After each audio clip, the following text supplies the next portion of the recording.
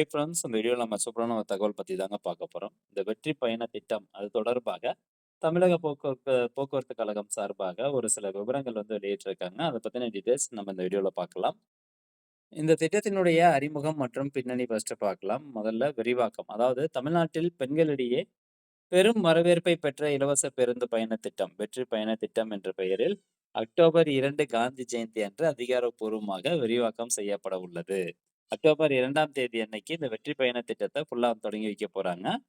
இதனுடைய நோக்கம் என்ன அப்படின்னு பார்த்தீங்கன்னா, தமிழ்நாட்டின் எந்த பகுதியிலும் வசிக்கக்கூடிய ஒரு பெண்ணும் போக்குவரத்து கட்டணம் காரணமாக வேலை, கல்வி அல்லது மருத்துவ வாய்ப்புகளை இழந்துவிடக்கூடாது என்ற உயரிய நோக்கில் இந்த திட்டம் விரிவாக்கப்படுகின்றது.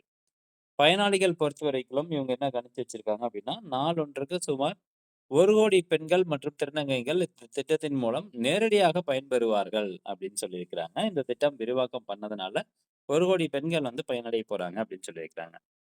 இந்த திட்டத்திற்கு தகுதி ஏதாவது இருக்கு அப்படின்னு கேட்டீங்கன்னா, அந்த மாதிரிலாம் எந்த ஒரு வருமான வரம்போ எதுவும் அல்லது கூடுதல் நிபந்தனைகளோ கிடையாது. இதுக்கான நிதி ஒதுக்கீடு மற்றும் பேருந்துகள் விவரம் பார்க்கலாம். நிதி ஒதுக்கீடு பொறுத்தவரைக்கும் இத்திட்டத்திற்கான ஆண்டு நிதி ஒதுக்கீடு 4400 கோடியிலிருந்து 6000 கோடியாக உயர்த்தப்பட உள்ளது.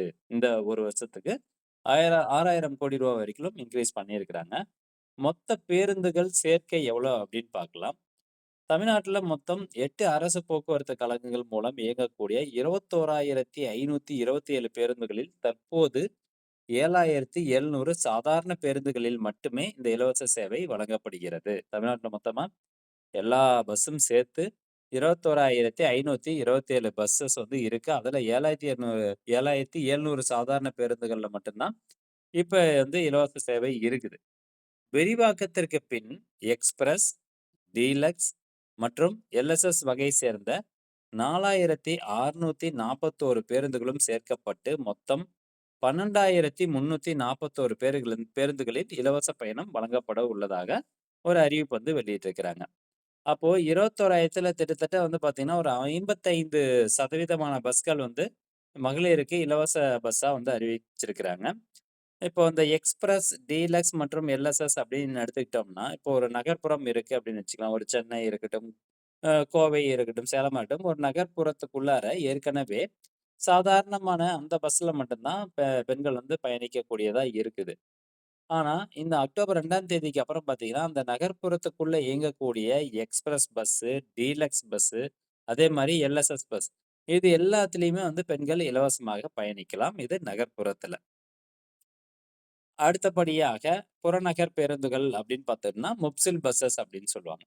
இப்போ ஒரு மாவட்டத்திலிருந்து இன்னொரு மாவட்டத்திற்கு போகக்கூடிய அந்த முப்சில் பஸ்ஸஸ் அது வந்து சாதாரண கட்டண பேருந்துகள்ல பெண்கள் இலவசமாக பயணிக்கலாம். இதுக்கு முன்னாடி வந்து மாவட்டம் டு மாவட்டம் பயணிப்பதற்கான எந்த ஒரு இலவச கட்டணம் பஸ்ஸும் வந்து கிடையாது. இப்போ வந்து அறிவிச்சிருக்காங்க. அக்டோபர் 2ஆம் தேதியிலிருந்து இலவசமாக பயணிக்கலாம். மாவட்டம் டு மாவட்டம் செல்லக்கூடிய முப்சில் பஸ்ஸஸ்ல இலவசமாக பயணிக்கலாம். மத்தபடி இந்த எஸ்இடிசி, ஏசி பஸ் இது எல்லாத்துலயுமே வந்து கட்டணம் இருக்கு. கட்டணம் செலுத்தணும்.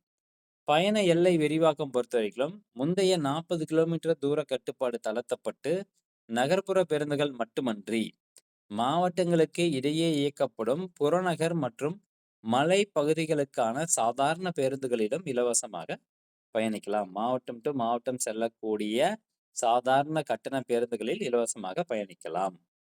சென்னை எம்டிசி பேருந்துகளினுடைய புள்ளி விவரம் சொல்லியிருக்கிறாங்க. அதாவது மொத்த எம்டிசி பேருந்துகள் எவ்வளோ இருக்குன்னா, மொத்தம் 687 வழித்தடங்கள்ல இயக்குறாங்க.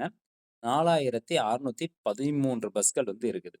இதுல இலவச பயண பேருந்துகள் அப்படின்னு எடுத்துக்கிட்டோம்னா, இந்த சாதாரண கட்டணமான பஸ்ஸு, டீலக்ஸ் பஸ்ஸு, எக்ஸ்பிரஸ் பேருந்துகள் இது எல்லாத்தையும் வந்து எடுத்துக்கிட்டோம் அப்படின்னா, மொத்தமா 3,633 பஸ்கள் இருக்கு. இந்த 3,633 பஸ்களிலும் பெண்கள் இலவசமாக பயணிக்கலாம். கட்டணம் செலுத்த வேண்டிய பேருந்துகள் அப்படின்னு பார்த்தோம்னா, மொத்தமா 980 தான் இருக்கு. அதுல 755 எலக்ட்ரிக் பஸ்ஸு, அதுக்கப்புறம் 225 ஏசி பஸ். இதில மட்டும் தான் பெண்கள் கட்டணம் செலுத்துற மாரி இருக்கும். மீதி எல்லா பஸ்லயும் வந்து இலவசமாக பயணம் மேற்கொள்ளலாம் அப்படின்னு சொல்லியிருக்காங்க. கட்டண விலக்கு மற்றும் விதிவிலக்குகள் அப்படின்னு பார்த்தோம்னா, இலவச பயணம் அனுமதிக்கப்படும் பேருந்துகள்.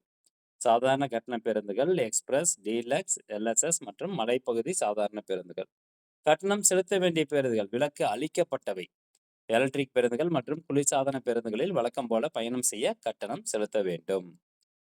ஸோ இதான் வந்து இன்ஃபர்மேஷன். அதாவது எண்ணிக்கை அடிப்படையில மொத்தம் 21,000 கிட்டத்தட்ட 21,500 பஸ்ல வந்து 12,341 பஸ்கள்ல பெண்கள் இலவசமாக பயணம் மேற்கொள்ளலாம். குறிப்பாக நகர்ப்புறத்துல ஏசி பஸ், எலக்ட்ரிக் பஸ் தவிர மீதி எல்லா பஸ்லயும் வந்து ஃப்ரீயா பயணிக்கலாம். அடுத்தபடியா 2வது மாவட்டம் டு மாவட்டம் செல்லக்கூடிய முப்சில் பஸ்ஸஸ், புறநகர் பேருந்து மற்றும் மலைப்பகுதிகள்ல இயக்கக்கூடிய சாதாரண கட்டண பேருந்துகளிலும் பெண்கள் இலவசமாக பயணிக்கலாம். ஸோ இதுல உங்களுக்கு ஒரு ஐடியா கிடைச்சிருக்கும். எந்தெந்த பஸ்ல வந்து லேடீஸ் இலவசமாக பயணிக்கலாம் அப்படின்ட்டு. ஸோ இந்த தகவல் முடிஞ்ச அளவுக்கு நிறைய பேருக்கு ஷேர் பண்ணி விடுங்க. மீண்டும் அடுத்த ஒரு நல்ல பதிவுல சந்திக்கலாம். நன்றி, வணக்கம்.